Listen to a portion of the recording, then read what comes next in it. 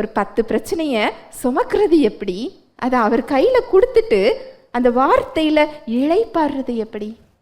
ரொம்ப எளிமையான வேலை, மிகவும் ஈஸியான, நம்மால் என்ன செய்ய முடியுமோ அதை நம்ம கையில் தந்திருக்கிறார்.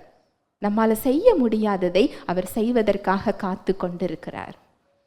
ஆனால் நம்ம என்ன பண்ணுறோம்? நம்மளால் செய்ய முடியாத அவர் செய்கிற வேலையையும் எப்படின்னு சொல்லி என்ன செஞ்சுக்கிட்டு இருக்கிறோம்?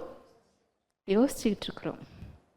நம்ம வார்த்தைகளை கேட்கறது, நம்ம சிந்தனைகளுக்குள்ள கொடுக்கப்பட்ட வார்த்தைகளை வெளியே எடுத்து தியானிக்கிறது, அதை யோசிக்கிறது.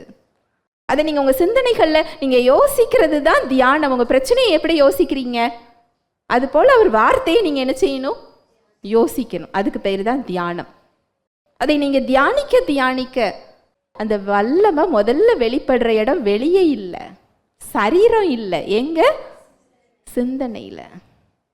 அந்த வல்லமையானது அந்த விலகுங்கள் அப்படின்னு சொல்லி எல்லாத்தையும் துரத்தி விட்டுரும். எல்லாத்தையும் துரத்தி விட்ட பிறகு மரித்த காரியம் அங்கு உயிர்ப்பிக்கப்படுகிறது. இன்னைக்கு நீங்க என்ன சூழ்நிலையில இருந்தாலும் சரி, மரித்து போன ஒரு இடத்துல உங்க சூழ்நிலை மரித்து போனதாக இருக்கலாம். உலகத்துல இதுக்கு மேல ஒண்ணுமே இல்லைன்னு சொல்லலாம்.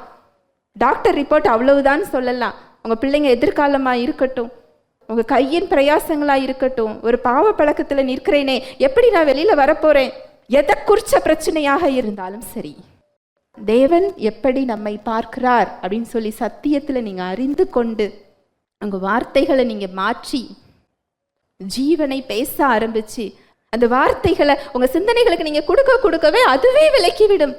நீங்கள் தீர்மானம் மட்டும்தான் எடுக்கணும். உங்கள் சிந்தனைகளுக்குள்ள உள்ள அவிசுவாசம் அவருடைய வல்லமை நீக்கின பிறகு இயல்பாகவே மரித்த காரியம் என்ன செய்யப்படுகிறது? உயிர்ப்பிக்கப்படுகிறது.